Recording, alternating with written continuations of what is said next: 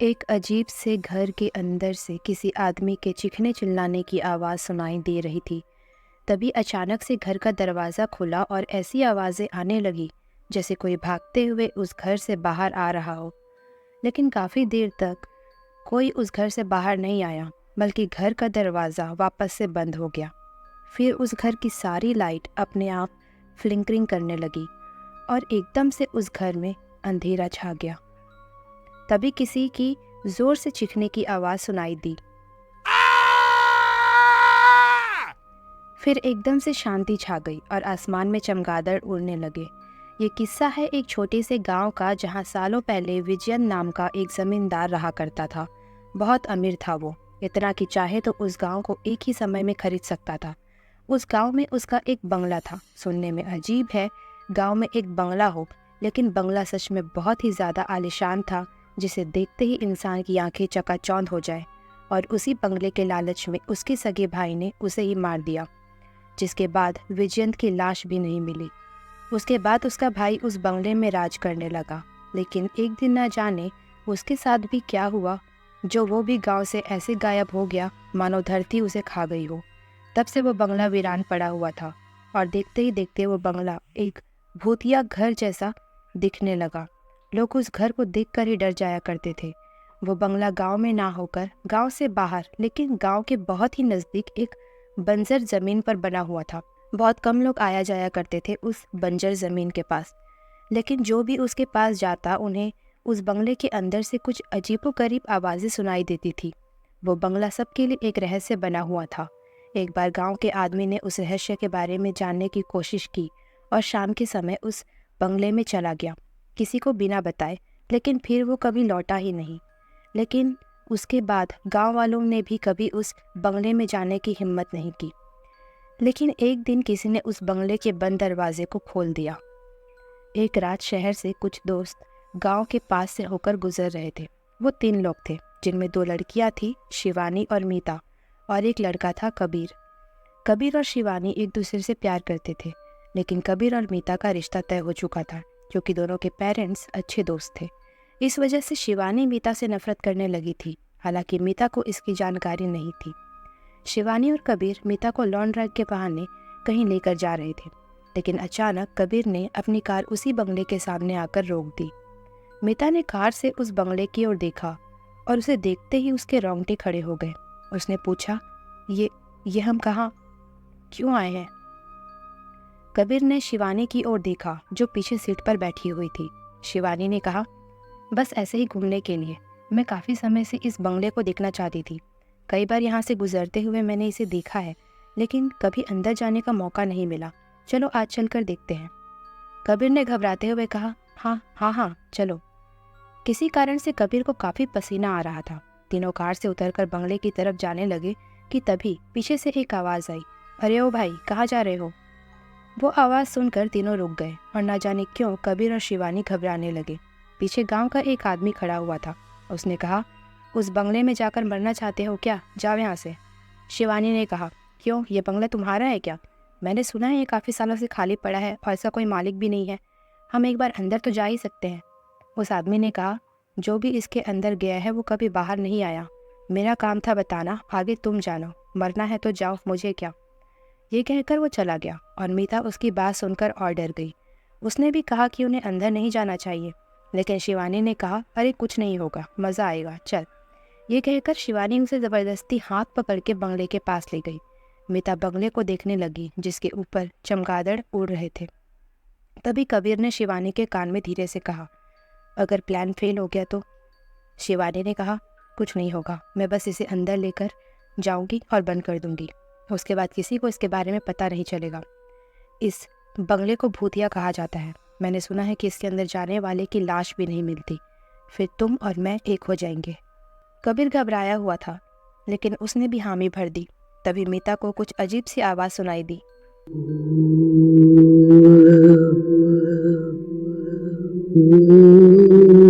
वो सुनकर मीता इधर उधर देखने लगी और उसने शिवानी से पूछा, तुम्हें कोई आवाज़ आई क्या? शिवानी ने ना कहा और मीता सोच में पड़ गई। फिर शिवानी और कबीर बंगले के दरवाजे के पास गए। मीता के हाथ पैर कांप रहे थे, उसे बहुत डर लग रहा था वहाँ। शिवानी ने उसे आने का इशारा किया और वो भी दरवाजे के पास चली गई। शिवानी ने उससे कहा कि वो दरवाज़ा खोले, लेकिन मीता मना कर रही थी। वो जगह उसे बिल्कुल ठीक नहीं लग रही थी। कबीर ने कहा, कुछ नहीं होगा मीता, चलो खोलो दरवाज़ा। कबीर की बात मानकर मीता ने घबराते हुए दरवाजे को धक्का दिया। दरवाज़ा अजीब सी आवाज़ के साथ खुला। तीनों बंगले के अंदर का नज़ारा देखकर दंग रह गए। अंदर लाल रंग की रोशनी थी जो कहाँ से आ रही थी पता नहीं चल रहा था। हर जगह सामान बिखरा हुआ था और फर्श पर कुछ निशान थे, मानो किसी चीज़ को घसीटा गया हो और वो निशान बने हो। मीता को ये सब देखकर बहुत डर लगने लगा। उसके पसीने छूट रहे थे। तभी शिवानी ने बंगले में कदम रखा और उसके कदमों की आवाज़ वहाँ गूंजने लगी। धीरे धीरे कबीर और मीता भी बंगले के अंदर गए। मीता का ध्यान इधर उधर था, इसलिए शिवानी और कबीर के आपसी इशारे वो देख नहीं पाई। शिवानी ने कबीर को इशारा किया और वो दबे पांव बंगले से बाहर जाने लगे। ये सब मीता ने नोटिस नहीं किया। कबीर और शिवानी का प्लान था कि वो दोनों मीता को उस भूतिया बंगले में बंद करके भाग जाएंगे और किसी को कुछ पता नहीं चलेगा। दोनों दबे पांव वहाँ से बाहर निकलने ही वाले थे कि तभी बंगले का दरवाज़ा अपने आप बंद हो गया और तीनों ही अंदर थे। शिवानी और कबीर की मानो सांसें अटक गई। मीता ने कहा, यह दरवाज़ा अपने आप बंद कैसे हो गया? कोई खोलो इसे। डर के मारे वो हाइपर हो रही थी और दरवाज़ा खोलने की कोशिश कर रही थी। दरवाज़ा पीट रही थी, जबकि कबीर और शिवानी शॉक होकर सिर्फ खड़े हुए थे। मीता ने कहा कि अब वो बाहर कैसे जाएंगे, जिसका जवाब शिवानी और कबीर के पास भी नहीं था। मीता बहुत परेशान हो रही थी। तभी एक आवाज़ आई।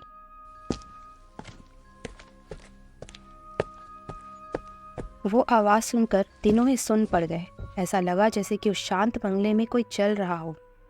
तीनों के रोंगटे खड़े हो गए थे। तभी अचानक एक लाइट जली और फ्लिंकर करने लगी।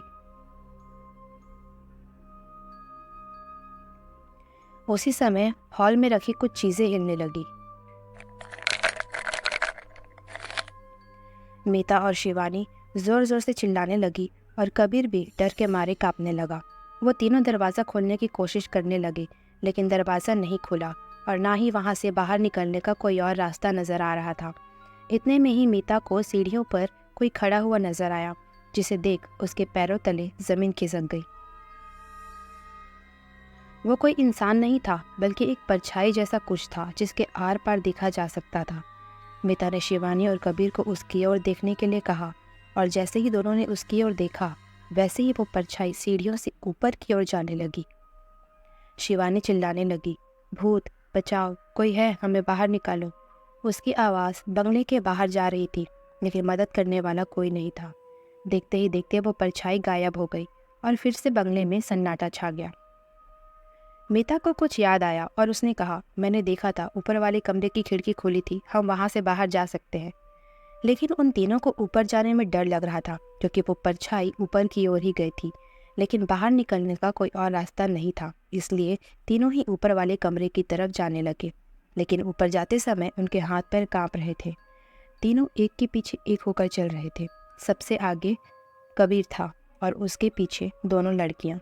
लेकिन जैसे ही कबीर सबसे ऊपर वाली सीढ़ी पर पहुंचा, अचानक उसे ऐसा लगा जैसे किसी ने उसे धक्का दिया हो और वो पीछे की तरफ यानी सीढ़ी से नीचे गिरने लगा। उसके पीछे दोनों लड़कियां थीं, जिससे उन्हें भी धक्का लग गया और तीनों ही सीढ़ी के नीचे गिर गए।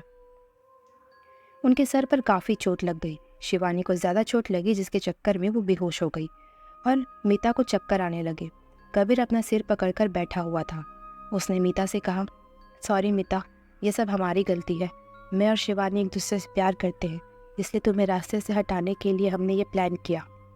वो उसे पूरी बात बताता है, जिसे सुनकर मीना टूट जाती है, क्योंकि उसके अपने ही दोस्त उसके साथ इतना बड़ा धोखा कर रहे थे। उसने कहा, इस हद तक गिर गए तुम दोनों, अरे मुझे पहले कह देते, मैं खुद इस रिश्ते के लिए मना कर देती। ये कहकर वो रोने लगी और कबीर भी शर्मिंदा हो गया। तभी अचानक मीता को ऐसा लगा कि उसका गला किसी ने पकड़ लिया हो, क्योंकि उसका दम घुटने लगा। कबीर ये देखकर परेशान हो गया। मीता ने सांस लेने की कोशिश की, लेकिन वो सांस नहीं ले पा रही थी। उसने भागने की कोशिश की, लेकिन मानो उसे किसी ने पकड़ रखा हो। कबीर ने उसकी मदद करने की कोशिश की, लेकिन वो कुछ भी नहीं कर पा रहा था। इतने में ही बंगले का दरवाज़ा खुल गया और शिवानी को भी होश आने लगा। कबीर ने जब ये देखा तो उसने शिवानी को उसके पैरों पर खड़े होने में मदद की और उसके हाथ को अपने कंधों पर डाल दिया। मीता मदद के लिए हाथ बढ़ा रही थी, लेकिन कबीर ने कहा, मुझे माफ़ कर देना मीता, लेकिन मैं शिवानी के बिना नहीं रह सकता। ये कहकर वो शिवानी को लेकर वहाँ से जाने लगा। मीता कुछ कहने की कोशिश कर रही थी, लेकिन उसके गले से आवाज़ नहीं निकल रही थी और अचानक वो बेहोश होकर ज़मीन पर गिर पड़ी। कबीर और शिवानी बंगले से निकलने ही वाले थे कि अचानक कबीर का पैर किसी ने पीछे से खींचा और वो दोनों गिर पड़े। दोनों ने जब पीछे देखा तो उन दोनों के होश उड़ गए, क्योंकि सामने मीता खड़ी हुई थी जिसकी आंखें बिल्कुल लाल थी। मीता ने एक भारी भरकम आवाज़ में कहा, धोखा देने वालों के लिए सिर्फ एक सज़ा होनी चाहिए और वो है मौत। ये सुनकर शिवानी और कबीर की रूह कांप गई। दोनों जानते थे कि वह मीता नहीं बल्कि उसके अंदर कोई और है। दोनों ने उठकर वहाँ से भागने की कोशिश की, लेकिन तभी पीछे से उन दोनों की पीठ पर किसी ने वार किया और दोनों चीखते हुए ज़मीन पर गिर पड़े। मीता के हाथ में उनके खून से लथपथ कुल्हाड़ी थी। कबीर और शिवानी के शरीर से खून पानी की तरह बह रहा था। मीता के हाथ से कुल्हाड़ी छूटी और फिर उसने दोनों के पैर को पकड़कर घसीटना शुरू कर दिया। उनके खून के धब्बे फर्श पर बनने लगे। दोनों छटपटा रहे थे, लेकिन अब उनकी मदद करने वाला कोई नहीं था। न जाने मीता दोनों को वहाँ के किस कोने में ले गई और बंगले का दरवाज़ा अपने आप बंद हो गया। रात बीत गई और अगले दिन मीता को होश आया तो उसने देखा कि वो उसी भूतिया बंगले के बाहर पड़ी हुई थी। वो झट से उठकर बैठ गई और उसने आसपास देखा। वहाँ उसके अलावा कोई नहीं था। उसे सिर्फ इतना याद था कि बंगले में कोई उसका गला दबा रहा था और कबीर शिवानी को लेकर जा रहा था, जिसके बाद वो बेहोश हो गई। उसके बाद क्या हुआ, वो दोनों कहाँ हैं, वो खुद बाहर कैसे आई, ये सब उसके लिए राज बनकर रह गया। कैसी लगी ये कहानी? उम्मीद है अच्छी लगी होगी। इस स्टोरी को लाइक करके शेयर ज़रूर करें और कहानी पसंद आई हो तो ऐसी इंटरेस्टिंग कहानी सुनने के लिए चैनल को सब्सक्राइब ज़रूर कर लें।